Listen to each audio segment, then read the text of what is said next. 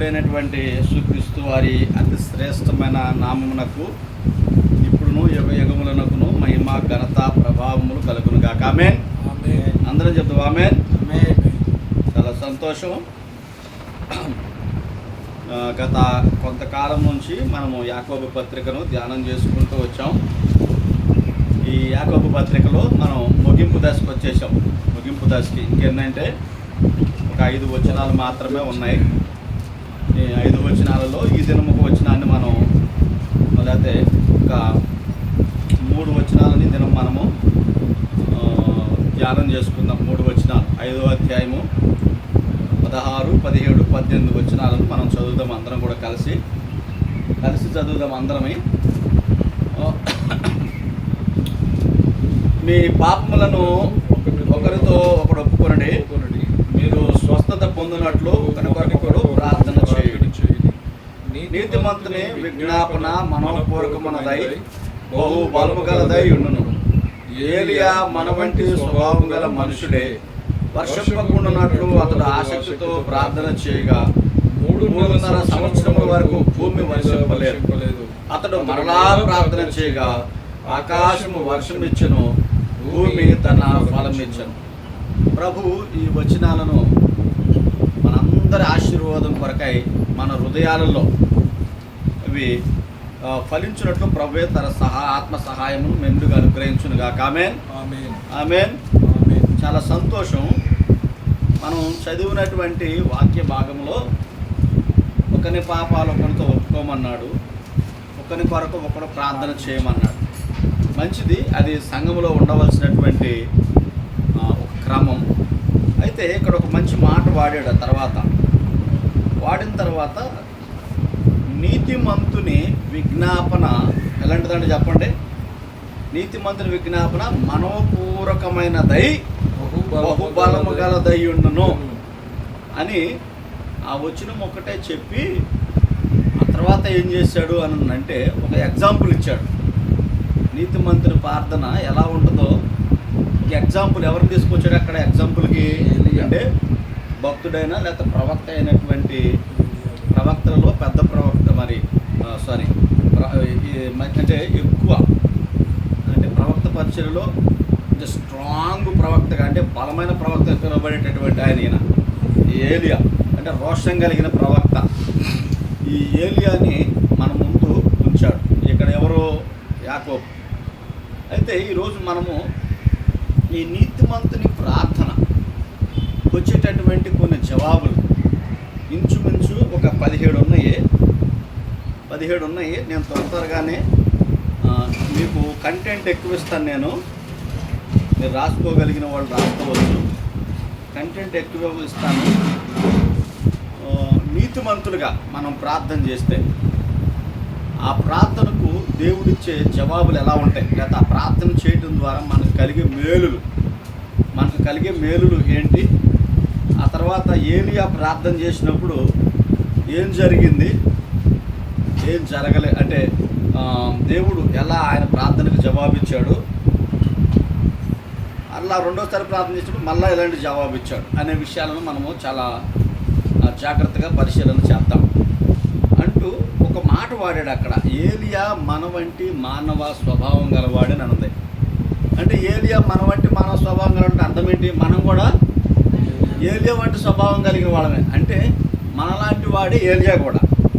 అంటే ఏలియా ప్రార్థన చేసినప్పుడు వర్షం పడకుండా 3.5 సంవత్సరాలు దేవుడు ఆ ఆకాశాన్ని ఎత్తడిగా మార్చాడంటే మరలా అదే ఏలియా తిరిగి ప్రార్థన చేసినప్పుడు ఏం చేశాడు? మరలా వర్షాన్ని ఇచ్చాడు. అంటే అర్థం ఏంటంటే ఒక నీతిమంతుడు ప్రార్థన చేసినప్పుడు ఆ ప్రార్థన ఖచ్చితంగా దేవుడు వింటాడు అని ఎగ్జాంపుల్ ఇది. అందుకేమన్నాడంటే నీతిమంతుని ప్రార్థన మనవపూర్వకమైనదై బహుబలం కలిగి ఉంటుందని అన్నాడు. ఏమన్నాడు?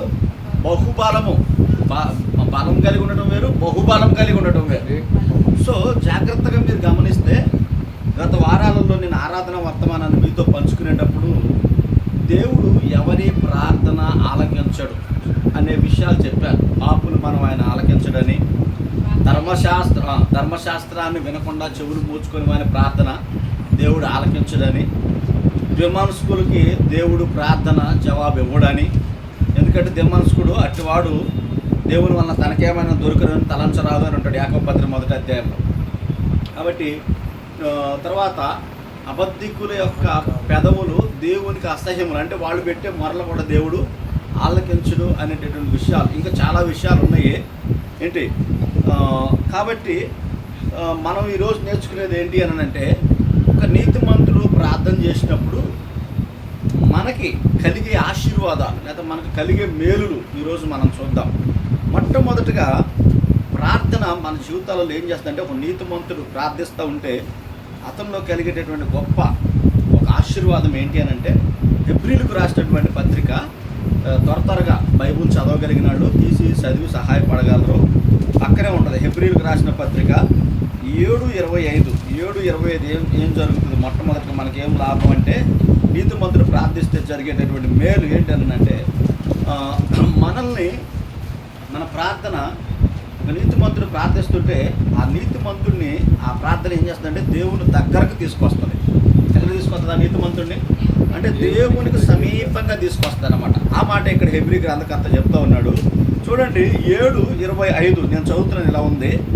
ఈయన తన ద్వారా దేవుని యొద్దకు వచ్చు వారి పక్షమున విజ్ఞాపన చేయుటకు నిరంతరం జీవించుచున్నాడు కనుక వారిని సంపూర్ణంగా రక్షించుటకు శక్తిమంతుడై ఉన్నాడు. దేవునికి మహిమ కలుగును. అంటే ఈయన తన ద్వారా దేవుని యొద్దకు వచ్చు వారి పక్షాన, అంటే మనల్ని దేవుడు సన్నిధిలో మనం నీతిమంతులుగా మనం ప్రార్థన చేసినప్పుడు, లేకపోతే నీతిమంతుడు ప్రార్థన చేసినప్పుడు దేవునితో సమీపమైనటువంటి ఒక బంధం మనకు వస్తుంది. అవునా కదా? దేవునితో మనకి ఆ బాండింగ్ లేకపోతే మనం ప్రార్థన చేయలేం. మన ప్రార్థన మొట్టమొదటిగా మనల్ని దేవునికి సమీపంగా తీసుకెళ్తాం. ఎవరి ప్రార్థన అది? ఎవరి ప్రార్థన? నీతిమంతుల గురించి మాట్లాడుతున్నాం. నీతిమంతులు ప్రార్థన చేసినప్పుడు మొట్టమొదటిగా ఆ ప్రార్థన కనెక్టివిటీ ఎలా ఉంటుందంటే, దేవునికి సమీపంగా మనం తీసుకెళ్తాం. చెప్పండి, సమీపంగా తీసుకోవాలి. తర్వాత ఆ ప్రార్థన ద్వారా ఇంకా చాలా లాభాలు ఉన్నాయి. నేను చదువుతాను, మీరు త్వరగా ఆ రెఫరెన్స్లు తీయవలసి మనమే. ఇంకోటి ఏంటంటే, మనము జాగ్రత్తగా గమనిస్తే ఈ నీతిమంతుడు మొరపెట్టినప్పుడు జరిగే ఇంకొక కార్యం ఏంటంటే, సాతానును జయించడానికి ఈ ప్రార్థన మనకు సహాయపడుతుంది. దేన్ని జయించుతాయి చెప్పండి? సాతాను గడి పని ఏంటి అంటే, సాతాను గడి పని ఏంటో మనకు తెలుసు. వాడు ఏం చేస్తాడు అంటే, మనము దేవునికి ఇష్టంగా బ్రతకడం వాడికి ఇష్టం ఉండదు, మనము దేవుని సంబంధాలుగా బ్రతకడం వాడికి ఇష్టం ఉండదు. మనం ఎప్పుడు కూడా దేవునికి విరోధమైన పనులు చేయాలనేదే సాతాను గడి యొక్క ఏం చెప్పండి పన్నాడు. మందిరాలకు వెళ్ళకుండా, వాక్యాన్ని వినకుండా, దేవుని కార్యాలలో పాల్పొక్కులు పొందకుండా, వాడి పని ఏంటంటే వాడు ఆటంకాలు కలిగిస్తాడు. వాడి పని అది ఆటంకాలు పరచడమే. కాబట్టి ఈ ఆటంకాలన్నిటి నుండి వాడు బంధకాలని, అందుకే సులువుగా చిక్కులు పెడతాడు. వాడు ఏం చేస్తాడు చెప్పండి? వాడు సులువుగా చిక్కులు పెడతాడు. వాడు మనుషులను కుయుక్తితో మోసం చేస్తాడు. వాడు చాలా యుక్తిపరుడు. ఇది నిజమా అనే మాటతో అవ్వన ఆదాముని దేవుడి నుంచి దూరం చేసేసాడు వాడు. అంటే అంత కుయుక్తిపరుడు. కాబట్టి వాడిని మనం జయించాలి అని అంటే, ఈ భూమి మీద ప్రభువారు మనకి ఇచ్చినటువంటి ఆయుధం ఏంటంటే ప్రేయర్. ఆ ప్రేయర్ ఎట్లా పెడతాడు? అందుకే ఇక్కడ నీతిమంతుని విజ్ఞాపన అని అన్నాడు. మనంగా నీతిమంతులం కాము, అవునా కదా? మనం ఎలా నీతిమంతులేము? ఆయన కృపచేత ఉచితంగా మనం నీతిమంతులుగా తీర్చబడ్డాం. ఇది మన వలన కలిగింది కాదు, ఇది దేవుని వరం. అంటే మనకు రక్షణ కానీ, మనం నీతిమంతులుగా తీర్చబడటం కానీ అది ఆయన కృప వలన మాత్రమే కలిగింది. రోమపత్రిక 5వ అధ్యాయంలో మనం చూసుకోవచ్చు, ఇవే వచనాలు ఉంటాయి. ఎఫెసీ పత్రిక 2వ అధ్యాయంలో ఇవే వచనాలు ఉంటాయి, మనం చూసుకోవచ్చు. అయితే ఈరోజు గమనించాలి, ఒక నీతిమంతుడు మొరపెట్టినప్పుడు దేవునితో సన్నిహిత సంబంధం ఏర్పడుతుంది. అదే పదంగా నీతిమంతుడు మొరపెట్టినప్పుడు జరిగేది ఇంకో కార్యం ఏంటంటే, సాతాను మీద దేవుడు ఏం చేస్తాడు? మనకి విజయాన్ని ఇస్తాడు. ఎవరి మీద విజయాన్ని ఇస్తాడు చెప్పండి? సాతాను మీద విజయాన్ని ఇస్తాడు. ఈరోజు సాతాన్ని జయించటం రాక సాతానికి ఆహారంగా మారిపోయిన వాళ్ళు ఎక్కువ మంది ఉన్నారు. అవునా కదా? తలబట్టుకుని ఏడ్చేటోళ్ళు. ఈ రోజుల్లో దేనికి ఎక్కువ ప్రాధాన్యత ఉంది? యూట్యూబ్లోనైనా దేంట్లోనైనా మీరు గమనించండి. ఏడ్చే పాటలు చూసినట్లుగా మంచి పాటలు చూడరు. దేవునితో మనం స్ట్రాంగ్ అటాచ్మెంట్ కలిగే పాట ఏదైనా ఉందనుకో, ఆ పాటకి వ్యూస్ తక్కువ ఉంటాయి. ఏ పాటకి వ్యూస్ ఎక్కువ వస్తాయి చెప్పండి? ఏడ్చి మనల్ని ఇంకెక్కువ ఏడిపిస్తుంది చూడండి. అంటే మన బాధలకు కనెక్ట్ అయ్యే పాట ఉంటుంది చూడండి. ఆ పాటలకి ఆ బాధను ఇంకా రెట్టింపు చేసి మన బాధలు గుర్తు తెచ్చి మనల్ని బాగా ఏడిపించే పాటలకి ఏమవుతుంది చెప్పండి? ఆదరణ ఎక్కువ ఉంది ఈ రోజుల్లో. అవునా కదా? అయితే ఎందుకు చెప్తా ఉన్నానంటే, మనము ఈ యొక్క శోధనలు కానీ, ఈ యొక్క ఇబ్బందులు కానీ, లేదా పరిస్థితులను కానీ జయించలేక సాతానికి ఏమవుతున్నారు అని అంటే చాలాసార్లుగా ఆహారంగా మారిపోతున్నారు. ఆహారం అంటే ఏంటంటే, వాడు వేసే ప్రతి ఉచ్చులోను, ప్రతి పన్నాగంలోను, ప్రతి అంటే చిక్కుల్లోనూ ఏమవుతుందంటే ఈరోజు మానవుడు చిక్కుపోతున్నాడు. లేదా ఊరులో చిక్కుపోతున్నారు, లేదా ఊబిలో చిక్కుకుంటున్నారు. అందులో వేస్తే ఏంటంటే నెట్, అందులో వేస్తే ఏంటంటే బయటకు రాలేము. ఈరోజు చూడండి, దేవుని మందిరాలకి ఇది వరకు వెళ్ళేవారి శాతం అధికంగా ఉండేది. ఇప్పుడు దేవుని మందిరానికి వెళ్ళేవారి శాతం అధికంగా తగ్గిపోతుంది, చాలా తగ్గిపోతుంది. కారణం ఏంటి అని అంటే, మానవుడు దేవుణ్ణి చేరుకోలేకపోవడానికి కారణం ఏంటంటే, ఎక్కడో సంథింగ్ ఈజ్ రాంగ్. ఏంటో రాంగ్ అని అంటే, వీడు సాతానికి ఏదో ఉచ్చులో పడిపోయాడు. ఎక్కడ పడిపోయాడు చెప్పండి? సాతాను ఉచ్చులో. ఈరోజు చూడండి, ఎంతమంది వస్తామని చెప్పారు, రాలేకపోవడానికి కారణం ఏంటంటే అది వారి బలహీనత. వాళ్ళ స్నేహము ఆడితో అటాచ్మెంట్లో ఉండి అది తెంచుకుని పరిశుద్ధుడైన దేవుని దగ్గరకు రాలేకపోవడానికి కారణం కూడా ఏంటంటే, వీళ్ళలో ప్రార్థన అనుభవం చాలా తక్కువ. అందుకే ఒక నీతిమంతుడు ప్రార్థించినప్పుడు దేవునితో సాన్నిహిత్యానికి దగ్గరికి వెళ్ళగలుగుతాం. అదే నీతిమంతుడు ప్రార్థన చేసినప్పుడు సాతాన్ని జయించగలుగుతాడు. చూడండి, కొన్ని వచనాలు నేను మీకు చూపిస్తాను. దానియేలు గ్రంథము 10వ అధ్యాయం 12-13 వచనాలు చూడండి. దానియేలు గ్రంథము త్వరగా చూద్దాం. దానియేలు గ్రంథము 10వ అధ్యాయము 12-13 ఇలా ఉన్నాయి. నేను చదువుతున్నాను చూడండి. 12-13. అప్పుడు అతడు, దానియేలు, భయపడకము, నీవు తెలుసుకొనవలెనని నీ మనసును అప్పగించి దేవుని ఎదుట నేను తగ్గించుకొని ఆ మొదటి దినం మొదలుకొని నీవు చెప్పిన మాటలు వినబడినవు కనుక నీ మాటను బట్టి నేను వచ్చి దేవుడికి మహిమ కలిగిన. మరలా చూడండి 13వ వచనం. పారసీకుల రాజ్యాధిపతి 20 దినములు నన్ను ఎదిరించెను. ఇంకా పారసీకుల రాజుల సముఖమున నేను నిలుచుండగా ప్రధానాధిపతులలో మిఖాయేలు ఒకడు నాకు సహాయం చేయొచ్చు వచ్చాను. అంటే దానియేలు యొక్క ప్రార్థన ఏమైంది చెప్పండి? దేవుని సన్నిధి చేరిందా చేరలేదా? అంటే ఒక నీతిమంతుడు ప్రార్థన చేసినప్పుడు దుష్టుని యొక్క బంధకాల నుండి దేవుడు ఏం చేస్తాడు చెప్పండి? విడిపిస్తాడు. దేవుడు స్తోత్రం కలుగును గాక.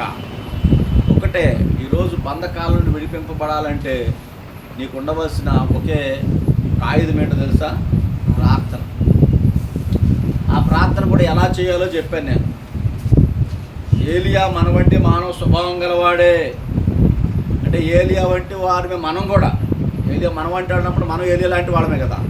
కాబట్టి మనము ఆ దేవుని సన్నిధిలో యథార్థమైన, అంటే ఆ నీతిగా ప్రార్థన చేసినప్పుడు దేవుడు ఏం చేస్తాడు? సాతాను మీద మనకి విజయాన్ని ఇస్తాడు. ఇంకొక రిఫరెన్స్ చూడండి, కొత్త నిబంధన గ్రంథంలో ఎఫెసీయులకు రాసిన పత్రిక 6వ అధ్యాయము 12-13 వచనాలు, అలాగే 18వ వచనం కూడా చూద్దాం. ఎఫెసీయులకు రాసినటువంటి పత్రిక 6వ అధ్యాయము 12-13 వచనాలు ఎలా ఉన్నాయి చూడండి. ఏలయనగా మనము పోరాడినది శరీరులతో కాదు కానీ ప్రధానంతో, అధికార సంబంధం, లోకరాధులతోనూ, ఆకాశమండల దురాత్మలతోనూ మనం సమూహంతో పోరాడుతున్నాము.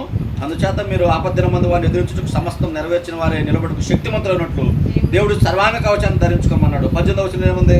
ఆత్మ వలన ప్రతి సమయమందు ప్రతి విధమైన ప్రార్థన విజ్ఞాపన చేయొచ్చు, ఆవిష్యమైన సమస్త పరిశుద్ధుల నిమిత్తం పూర్ణ పట్టుదలతో విజ్ఞాపన చేయొచ్చు, మెలకుగా ఉన్నాడు. దేవునికి మహిమ కలుగును గాక. అంటే మనము ఎవరితో పోరాడుతున్నామో క్లియర్గా చెప్పాడు. వాడి యొక్క శక్తుల నుండి మనం విడిపింపబడాలని అంటే పూర్ణ పట్టుదలతో మెలుకుగా ఉండి ఏం చేయమన్నాడు చెప్పండి? ప్రార్థన చేయమన్నాడు. అంటే ఈ ప్రార్థన ద్వారా మనకు వచ్చే ఇంకొక ఆశీర్వాదం ఏంటి అని అంటే సాతాను మీద ఏమవుతుంది మనకి చెప్పండి? విక్టరీ వస్తుంది, విజయం వస్తుంది. ఈరోజు సాతాను మీద విజయం పొందాలి అని అంటే దేవుడిచ్చిన ఆయుధాలలో ఒక ఆయుధం ఏంటి చెప్పండి? ఫస్ట్ ప్రార్థన. అందుకే ప్రార్థన వలనే పయనము, ప్రార్థన వలనే విజయం. అంటే ప్రార్థన మనల్ని ఏం చేస్తుందని అంటే సమస్యల మీద నుండి మనల్ని నడిపిస్తుంది. ఏమవుతుంది చెప్పండి? సమస్యల మీద నుండి మనల్ని నడిపిస్తుంది. అందుకే జాగ్రత్తగా మనం గమనిస్తే ప్రార్థన ప్రభువుకు సమీపంగా చేర్చింది. ప్రార్థన సాతాను యొక్క ఏంటి చెప్పండి? బంధకాలన్నిటి మీద కూడా మనకి ఏమిస్తుంది చెప్పండి? విజయాన్ని ఇస్తుంది. ఇప్పుడు అందుకే మోకరిల్లే బాగా వాక్యం చెప్పే వాళ్ళని బట్టి కూడా సాతానికి ఏం భయం ఉండదట. ఆటలు పాడే వాళ్ళకి కూడా సాతాను భయపడదట. కానీ మోకాళ్ళు వేసి ప్రార్థించేవాడంటే వణికిపోద్దంట సాతాను. దేవుడు స్తోత్రం కలుగును గాక. ఈరోజు అందుకే మోకాళ్ళ ప్రార్థన మనకు చాలా అవసరం. ఏమవసరం చెప్పండి? మోకాళ్ళ ప్రార్థన. భక్తులందరూ మన పూర్వీకులు మనం ఎరుగుదాం కదా, గొప్ప గొప్ప ప్రభావంతో దేవుని సేవ చేసిన వాళ్ళు అందరూ కూడా వాళ్ళు పొందుకున్న దేవుని దగ్గర నుంచి పొందుకున్న ఆశీర్వాదాలన్నీ కూడా ఎలా పొందుకునేవాళ్ళు తెలుసా? Only prayer. మన కాలంలోనే ఎరుగుదు భక్సింగ్ గారు ఏది కావాలన్నా రూమ్లోకి వెళ్ళి ప్రార్థన చేసేవాడు. దేవుడు ఎక్కడి నుంచి పంపించేవాడో తెలియదు. ఆయన మోకాళ్ళు గుంతలు పడిపోయి అంట. తరువాత జాన్ వెస్లీ గారు, ఇంగ్లాండ్ జాన్ వెస్లీ గారు, ఆయన మోకాళ్ళు వేసి ప్రార్థన చేస్తే గుంతలు పడిపోయి అంట. ఆ గుంతలో బిల్లీ గ్రాహం గారు మోకాళ్ళు వేసి ప్రార్థన చేశాడు. అంటే ప్రార్థన ఎంత గొప్పదనం అంటే ప్రార్థన పరిస్థితులను మార్చడమే కాదు, కానీ ప్రార్థన సాతాను మీద ఎల్లప్పుడూ మనము జయం పొందుకునే వారిగా మనం చేస్తాం. దేవుడు స్తోత్రం కలుగును కాక. ఈరోజు సమస్యలు చూసి భయపడిపోయి సమస్యలు చూసి ఏడుస్తున్నామని అంటే మనము దేవుని మీద పూర్తిగా ఆనుకోలేదు. అది మనం చాలా జాగ్రత్తగా గమనించాలి. అంటే హ్యూమన్ బాడీతో ఉన్నప్పుడు మనకి షవరింగ్ వస్తుంది కదా, మనకి కొంచెం ఇబ్బందులు వస్తాయి, శ్రమలు వస్తాయి. కానీ ఎప్పుడైతే మనం ప్రార్థనలో, బ్రదర్ సాక్ష్యం చెప్తుంటాడు కదా, నేను ప్రభు మీద ఆనుకుంటా ఉన్నప్పుడు దేవుడే నన్ను నడిపిస్తున్నాడు. ఇంకా అంటే మనం ప్రార్థన చేస్తూ ఉన్నప్పుడు మనల్ని ప్రభువే గైడ్లైన్ చేస్తాడు. మనకి ప్రభువే నడిపిస్తాడు మనల్ని. ప్రభువే మన పరిస్థితుల్లో తోడు ఉంటాడు. ఇబ్బందులు రావని చెప్పము, శ్రమలు రావని చెప్పము. శ్రమలు వస్తాయి. అందుకే అన్నట్టుగా శ్రమ దినాన శ్రమలు వస్తాయి. కానీ శ్రమ దినాన్ని నువ్వు కృంగితే చేతగాని వాడు అవుతావు. కాబట్టి నువ్వు కృంగొద్దు. ఏమైనా మన శ్రమ దినాన్ని మనం దేవుడికి మొరపెట్టుకోవాలి. అప్పుడు దేవుడు ఏం చేస్తాడు? మనకి ప్రత్యుత్తరం ఇస్తాడు. కాబట్టి ఈరోజు ఈ ప్రార్థన ద్వారా మనకు కలిగే ఇంకో ప్రయోజనం ఏంటి అంటే సాతాను మీద మనం ఏమవుతాం చెప్పండి? విజయాన్ని పొందుతాం. దేవుడు స్తోత్రం కలుగును. అంటే సాతాను మీద విజయం అంటే ఏంటంటే మనకు వచ్చే పరిస్థితులు కానీ, ఇబ్బందులు కానీ, శ్రమలు కానీ, దుఃఖం కానీ, ఉపద్రవం కానీ, కరువులు కానీ, ఏ విషయంలోనైనా సరే మనం ఏమవుతాము అని అంటే విజయాన్ని పొందుకుంటాం. నిజంగా వాస్తవంగా డబ్బున్నోడు, ఇళ్ళున్నోడు, ఆస్తులున్నోడు ఆశీర్వదింపబడినోడు కాదు. రియల్గా ఎవరు ఆశీర్వదింపబడినోళ్ళు అని అంటే దేవుని వాక్యానుసారంగా మన పరిస్థితులను బట్టి ప్రార్థన చేసి దేవుడి దగ్గర నుంచి ఎప్పటికప్పుడు మనం సమస్యలకు తగ్గట్టు లేదా ఆ పరిస్థితులకు తగ్గట్టుగా జవాబులు పొందుకుంటామో, లేకపోతే ఆయన దగ్గర నుండి ఆ పరిస్థితులకు తగ్గట్టు మేలులు పొందుకుంటామో. రియల్ బ్లెస్సింగ్ అంటే అది. ఆ మాట నేను అన్న దైవజనుడు చెప్పినప్పుడు, ఆయన మంచి బైబుల్ టీచర్ అన్న చెప్పినప్పుడు, ఈ మాట చెప్పినప్పుడు నేను చాలా ప్రోత్సహించబడ్డా. చాలా ధైర్యం వేసింది, చాలా ఆశ్చర్యం వేసింది.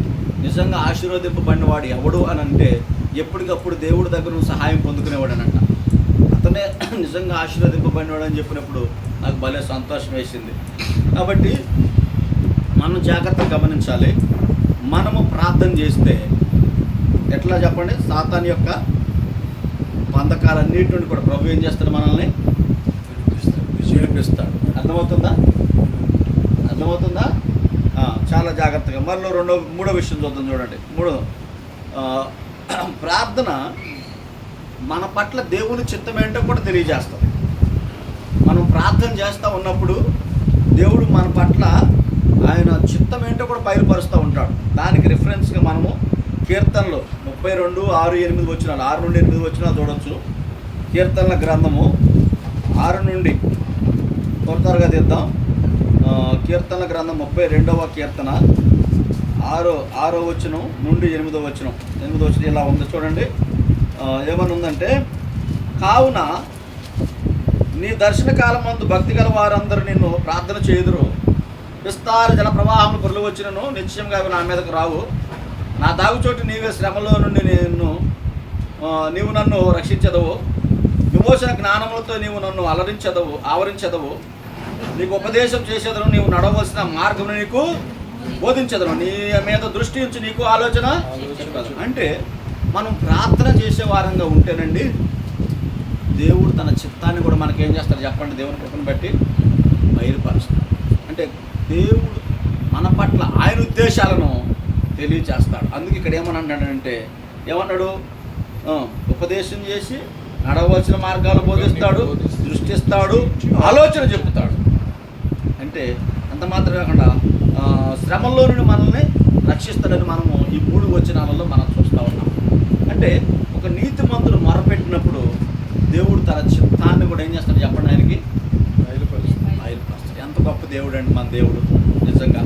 చూడండి, ఇంకెన్నో ఉన్నాయి. సామెతల గ్రంథము 3వ అధ్యాయము, సామెతల గ్రంథం పక్కనే ఉంటుంది చూడండి. సామెతల గ్రంథం 3వ అధ్యాయంలో 5-6 వచనాలు కూడా ఇలా ఉన్నాయి. సామెతల గ్రంథము 3వ అధ్యాయము, నీ సొంత బుద్ధిని ఆధారం చేసుకోనకుండా నీ పూర్ణ హృదయంతో యెహోవా యందు నమ్మకించుము, నీ ప్రవర్తన అంతటి యందు ఆయన అధికారం ఒప్పుకోను. అప్పుడు ఆయన త్రోవలను ఏం చేస్తాడు? సరళం చేస్తాడు. దేవునికి మహిమ కలుగును గాక. మనం ఏం చేయాలో తెలుసు? మన త్రోవలను, అంటే ఇవన్నీ అర్థం ఏం చూపిస్తున్నాయి అంటే, దేవుడు తన బిడ్డలుగా మనం ప్రార్థన చేస్తూ ఉన్నప్పుడు మనకు ఆయన ఉద్దేశాలను, ఆయన సంకల్పాలను, లేకపోతే ఆయన చిత్తాన్ని ఆయన మనకు ఏం చేస్తాడు చెప్పండి?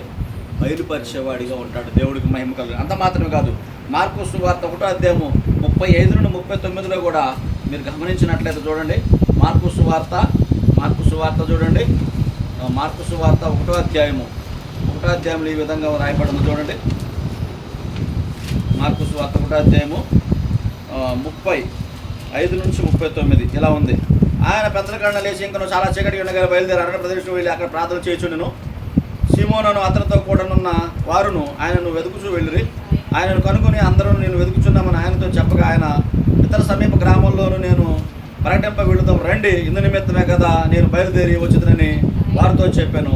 ఆయన గలిలీ అంతటా వారి సమాజ మందిరములలో ప్రకటించు దయ్యములను వెళ్ళగొడుతున్నాడు. అంటే దేవుని చిత్తం ఇక్కడ శిష్యులకు కూడా చాలా అద్భుతంగా ప్రకటిస్తాం. అంటే ఏం చేస్తుంది ప్రార్థన అంటే, దేవుని చిత్తాన్ని మనకు ఏం చేస్తుంది చెప్పండి? ఎందుకు వరకు వచ్చాడంటే యేసుప్రభు పట్టణాలలో గ్రామాల్లో సువార్త ప్రకటించడానికి, దెయ్యాలు పట్టిన వారిని విడిపించడానికి, అంటే ఎందు నిమిత్తం ప్రభు వచ్చాడో మరి చక్కగా అక్కడ స్పష్టంగా చెప్తాడు. అంటే మనకు కూడా మనం ప్రార్థనలో ఉన్నప్పుడు దేవుడు అవన్నీ కూడా మనకి ఏం చేస్తాడు చెప్పండి? అది చిత్తాన్ని తెలియజేస్తాడు. ఇప్పుడు ఎన్ని విషయాలు చెప్పాను నేను? 3 విషయాలు చెప్పాను. ప్రార్థన మొదటగా మనం దేవుని దగ్గర తీసుకొస్తుంది. ప్రార్థన రెండోది సాతాను జయించడానికి మనకు ఉపయోగపడుతుంది. ప్రార్థన మన పట్ల దేవుని యొక్క చిత్తం ఏంటో మనకు తెలియజేస్తూ ఉంది. మన పట్ల దేవుని చిత్తం ఏంటో మనకు. తర్వాత ఈ ప్రార్థన మంచి సహవాసానికి కూడా తెరదేస్తుంది. ప్రార్థన చేస్తున్నప్పుడు మనం ఎవరితో సహవాసం చేయొచ్చో, ఎవరితో సహవాసం చేయకూడదో కూడా మనకి తెలుస్తుంది కదా. అందుకే మీరు చూడండి, మత్తయి 6:9 చదవమ్మా. దేవునితో మంచి సహవాసంలోకి తెస్తుంది మనం. దేవునితో మంచి సహవాసంలో ఉన్నామనంటే భూమి మీద కూడా మనం మంచి సహవాసంతో ఉంటాం. చూడండి, కాబట్టి మీరు ఇలా ప్రార్థన చేయండి. పరలోకమందున మాట్లాడంటే మనం అక్కడ చూస్తున్నాం. అంటే ఏం చెప్తుంది? పరలోకమందున మాట్లాడంటే ఫెలోషిప్, దేవునితో సహవాసం. అంటే ప్రార్థన చేయటంలో ఇంకొక వైపు ఏంటంటే, మనం ప్రార్థన చేస్తున్నామని అంటే దేవుని సమీపించడమే కాదు, కానీ దేవునితో సహవాసంలో ఉన్నామని మనం గుర్తుపెట్టుకోవాలి. దేవునితో సహవాసంలో ఉన్నామని మనం గుర్తుపెట్టుకోవాలి. అందుకే యోహాను 7:37 కూడా చూడమ్మా. 7:37 ఒక మాట ఉంటుంది, లేకపోతే 14-16 కూడా ఉంటుంది. 2 వచనం చదువు. యోహాను సువార్త 7:37, 14-16 వచనం కూడా చదువు త్వరగా. ఆ పండుగలో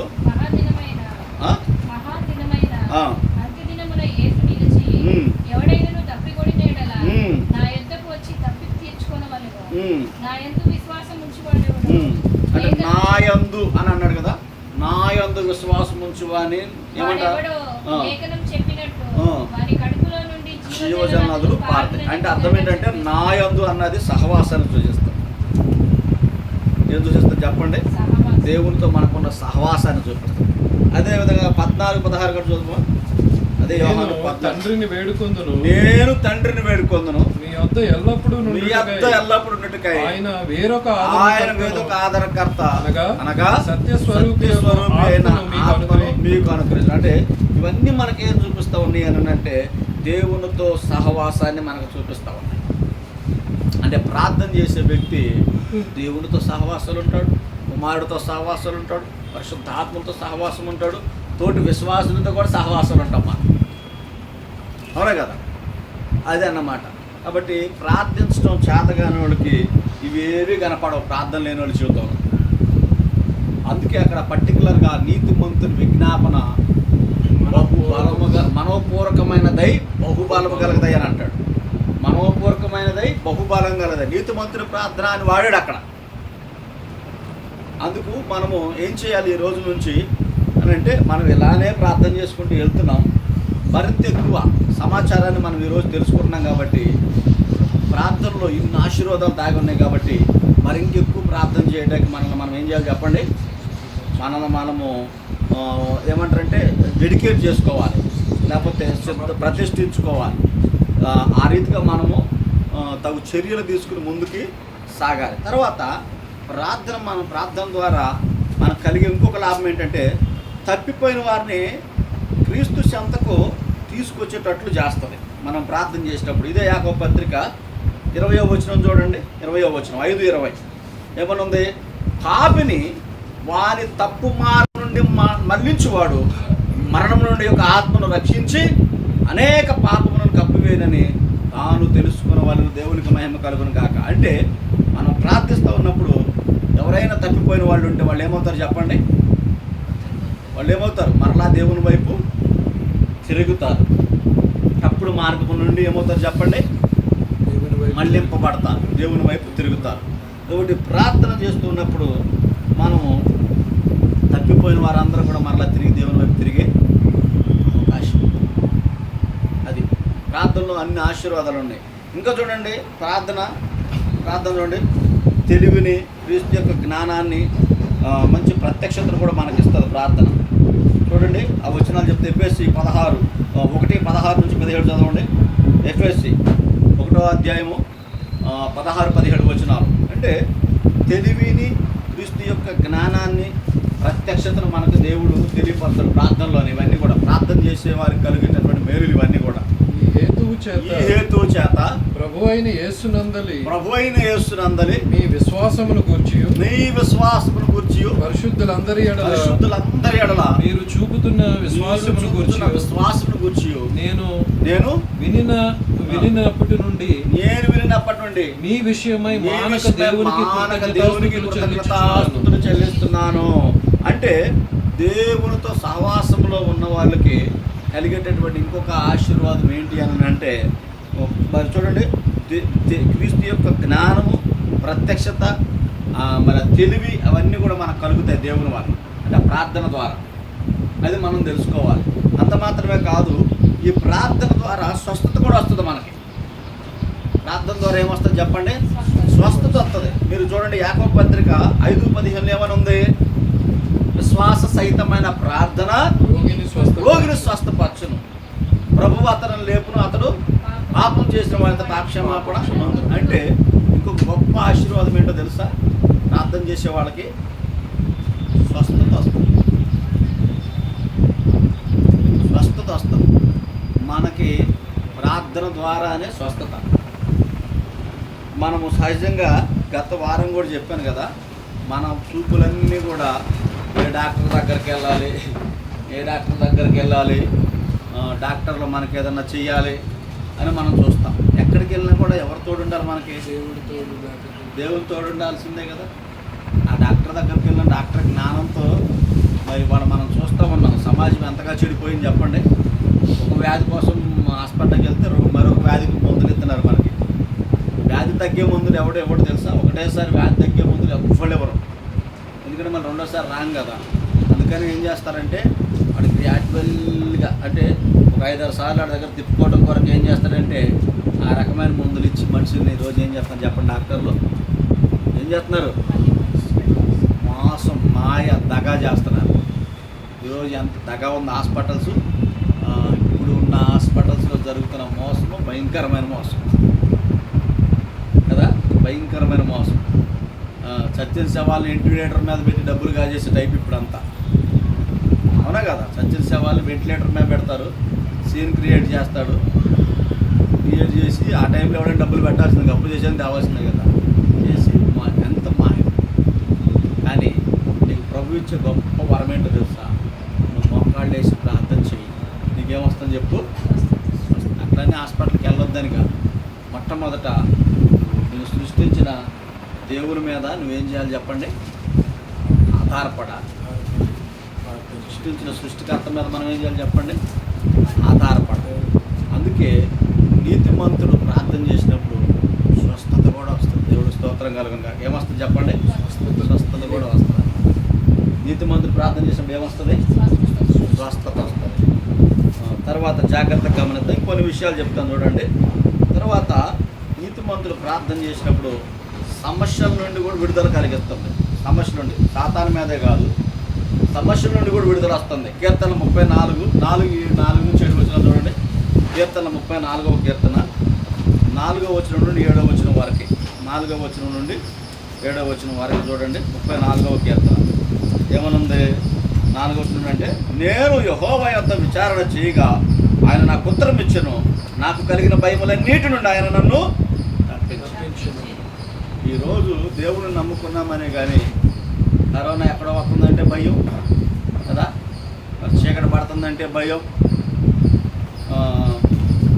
అదే ఎక్కడో ఏదో యుద్ధాలు జరుగుతున్నాయంటే భయం. ఈ భయాలన్నీ ఎందుకు వస్తాయనంటే పరిపూర్ణంగా దేవుని మీద ఆనుకోవటం రాక, ప్రార్థన అనుభవం లేక, ఇలా ఉన్న వాళ్ళకి ఈ భయాలు వస్తాయి. అందుకే ఇక్కడ ఏమంటాడంటే, నేను యెహోవా యొద్ద విచారణ చేయగా ఆయన నాకు ఉత్తరం ఇచ్చాడు. ఏమని ఉత్తరం ఇచ్చాడంట? మనకు కలిగిన భయాలన్నింటిలో నుండి ఆయన ఏం చేశాడంటే చెప్పండి? నన్ను తప్పించును. వారు ఆయన తట్టు చూడగా వారికి వెలుగు కలిగను, వారి ముఖములు ఎన్నడూ లజ్జింపకపోవును. ఈ దీనుడు మొరపెట్టగా యెహోవా ఆలకించును. అతని శత్రువులన్నింటిలో నుండి శ్రమలన్నింటిలో నుండి అతన్ని రక్షించును. యెహోవా యందు భయభక్తులు గల వారి చుట్టూ ఆయన దూత కావలి ఉండి వారిని ఏం చేసి చెప్పండి? రక్షించును. దేవునికి మహిమ కలుగును కాక. అంటే జాగ్రత్తగా గమనించండి.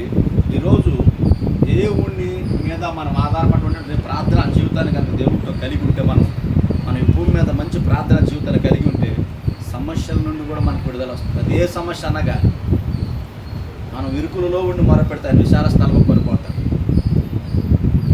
మనము జిగటకలు దంగ భూమిలో నుండి పడిపోయిన స్థితిలో, రాలేని స్థితిలో ఉంటే ఆయన ప్రార్థన చేస్తున్నప్పుడు ఆ స్థితిలోనే ఆయన లేవనెత్తి సమభూమి గల ప్రదేశంలో మనల్ని నిలబెట్టగలుగుతాడు.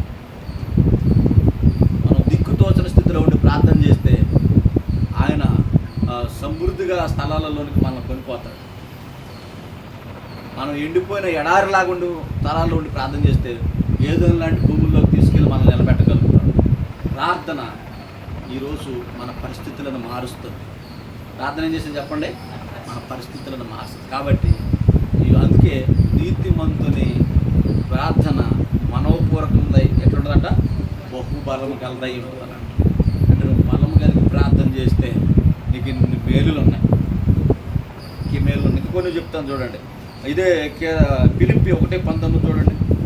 ఫిలిప్పీ 1:19 ఫిలిప్పీ పత్రిక అపోస్తలుడైన పౌలు గారు రాసిన ఫిలిప్పీలకు రాసినటువంటి పత్రిక. అయిననేమి మరియు నేను ఏ విషయంలో బలహీనుడను,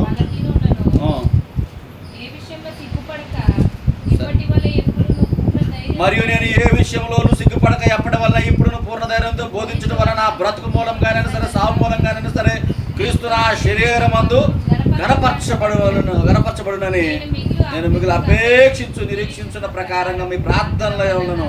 యేసుక్రీస్తు యొక్క ఆత్మ నాకు సమృద్ధిగా కలుగుట వలనను నా ప్రకటన నాకు రక్షణార్థంగా పరిణమించుడని నేను ఎరుగుదును. దేవునికి మహిమ కలుగును గాక. ఇక్కడ పౌలు అనిచ్చే సాక్ష్యం ఏంటి అని అంటే, ఆయనకున్న ప్రతి సమస్య నుండి విడుదల పొందడానికి ప్రార్థనే కారణం అనేటటువంటి సాక్ష్యాన్ని కూడా మనం చూస్తూ ఉన్నాం. ఈరోజు మన పరిస్థితులు కూడా, మన సమస్యలు కూడా, ఎన్నో సమస్యలు మనకి. సమస్యలు లేనివాడు భూమి మీద ఎప్పుడైనా ఉన్నాడో చెప్పండి? ఉన్నారా భూమి మీద? లేడు. సమస్య అంటూ లేనివాడు, అసలు సమస్య లేనివాడు మనిషే కాదు.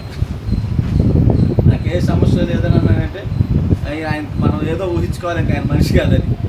సో మనిషి అన్నవాడికి ఏదో ఒక సమస్య ఉంటుంది. ఆర్థికమైన సమస్య ఉండవచ్చు, లేకపోతే ఆత్మీయమైన సమస్య ఉండవచ్చు, లేకపోతే శారీరకమైన సమస్య ఉండవచ్చు. ఏదో ఒక సమస్య అయితే మనిషిని మాత్రం ఖచ్చితంగా సమస్య ఉంటానే ఉంటాం. ఏది నాకు లేదని అన్నానంటే కొంచెం తేడాని అర్థం చేసుకోవాలి. లేకపోతే అట్టోడు దేవుని దృష్టిలో చాలా యోగ్యత, అంటే కృప పొందుకున్నవాడు అన్నట్టు అనవచ్చు. మనం ఇక మంచి కృప పొందుకున్నవాడు ఈ వ్యక్తి అని అనవచ్చు. వాస్తవంగా మరి అటువంటి వాళ్ళు ఉన్నారంటే అది చాలా దేవుని యొక్క ఉన్నత కృపే, అది అన్నమాట. తర్వాత ఇంకోటి, దేవుని సన్నిధిని మనం వాస్తవికంగా జీవించడానికి కూడా ప్రార్థన సహాయం చేస్తాడు. అంటే దేవుడు సన్నిధిలో మనం ప్రార్థన చేస్తున్నప్పుడు మన లోపాలు మనకు దేవుడు చూపిస్తాడు. అవునా కదా? ఒకసారి ప్రకటన 3:2 చదవమ్మా. ప్రకటన 3:2. నీ క్రియలను నా దేవుని ఎదుట కనబడలేదు. చదువు.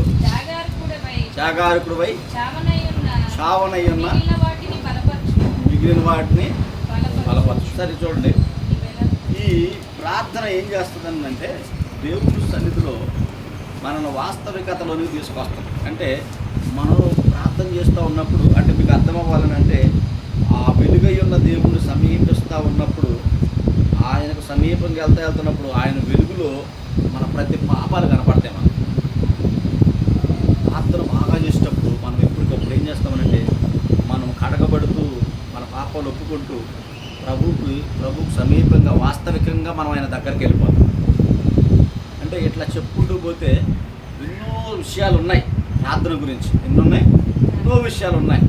ఈరోజు ప్రార్థించడం చేతగాని వాడు మాత్రమే సమస్యల ముందు బొక్కబారలు పడిపోతాడు.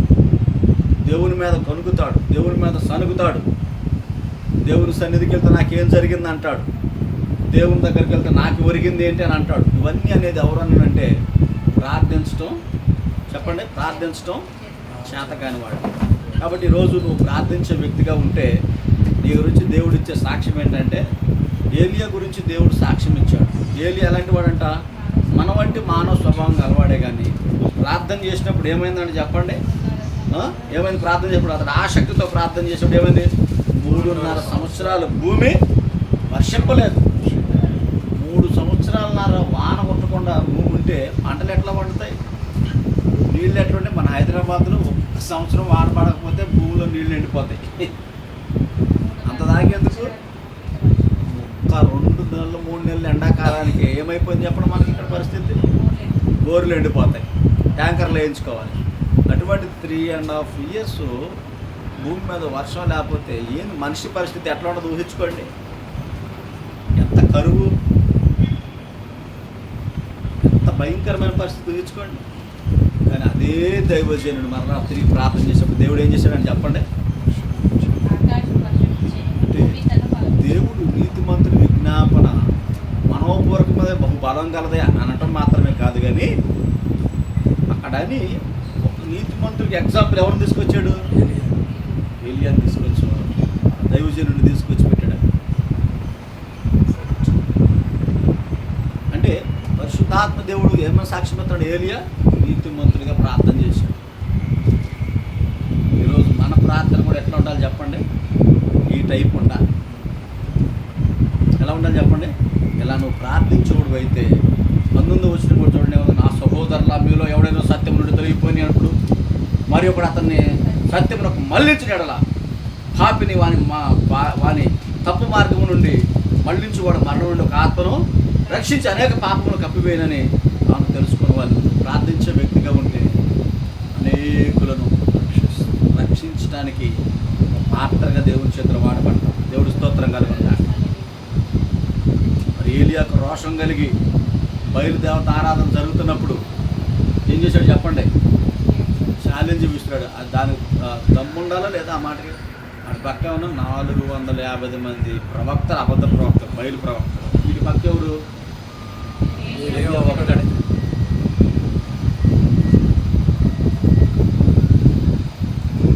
సరే, మీ దేవుడు గొప్ప, మా దేవుడు గొప్ప, చూసుకుందామండి అని అన్నాడా? అని ఏమన్నాడు? ఒక పని చేద్దాం, మీరు నేను దేవునికి బలి అర్పిద్దాం. మరి బలి అర్పించిన తర్వాత దానికి అట్ల మీద పెడదాం. మనం ఎవరో ప్రార్థన చేద్దాం, దేవుడిని ఉప్పు పంపించి దానికి కాల్చేయాలి కదా.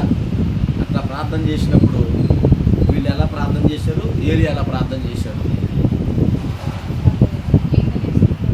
కేకలేస్తారు, శరీరం కోసుకున్నారు, అరిచారు, గంతులేశారు, రోధిచ్చారు, ఉపయోగం లేదు. అందుకే మత్తయి సువార్తలో ప్రభు అంటాడు, మీరు అన్ని జనుల వలె ప్రార్థించొద్దని అంటాడు. అన్ని జనుల ప్రార్థన అలా. కానీ ఏలి ఎలా ప్రార్థన చేశాడు?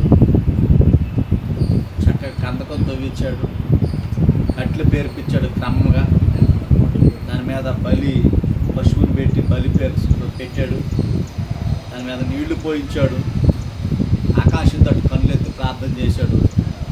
దేవుడు అందరి ముందు తీసుకొచ్చి ఏం చేశాడు చెప్పండి? తగ్గించి వేసేసాడు బలి. దాంతోపాటు ఈ అబద్ధ ప్రవక్తలందరినీ కూడా ఏం చేశారు చెప్పండి? చంపిపడేశాడు. అంటే ఒక నీతిమంతులు ప్రార్థన చేస్తే ఇలాంటి కార్యాలు జరుగుతాయి.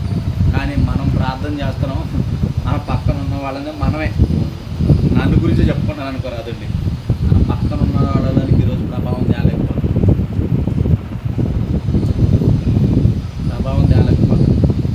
దేవుడు అంతనే మాట్లాడుతున్నాడు.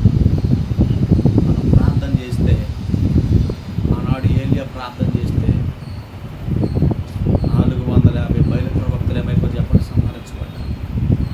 అంటే అనేకులను దేవునికి దూరంగా లాక్కెళ్ళే వాళ్ళు ఏమైపోయి చెప్పండి? ఈరోజు నీవు నేను ప్రార్థన చేస్తే ఇలాంటి కార్యాలు జరగాలి. అలా జరిగినప్పుడు నీ గురించి, నా గురించి కూడా ప్రభు ఇలాగే సాక్ష్యం ఇస్తాడంట. వీళ్ళు మొదలుపెట్టగా ఇలాంటి కార్యం జరిగిందని మన గురించి కూడా చెప్పవచ్చు. దేవుడు అలా చెప్పాలి అని అంటే మనము అలాంటి ప్రార్థనా జీవితంలో మనం కలిగి బ్రతికినప్పుడు మాత్రమే. మనం వెళ్ళిపోతాం కాదు, కానీ ఆ వాక్యాన్ని మన అనుభవాల్లోకి తెచ్చుకున్నప్పుడు నిజంగా దేవుని దగ్గర నుంచి ఏం పొందుకోగలుగుతాం చెప్పండి? గొప్ప ఆశీర్వాదాలు, గొప్ప దీవెనలు, గొప్ప వాగ్దానాలు కదా మనం పొందుకుని మరి దేవుని కొరకు గొప్ప సాక్షిగా, దేవుని ప్రతినిధులుగా ఈ భూమి మీద ఆ ప్రభావాన్ని చూపించే వ్యక్తులుగా మనము మారగలం. అట్లా మారినట్లు ప్రభు తన కృప మనందరికీ మెండుగా అనుగ్రహించునుగాక. ఆమేన్.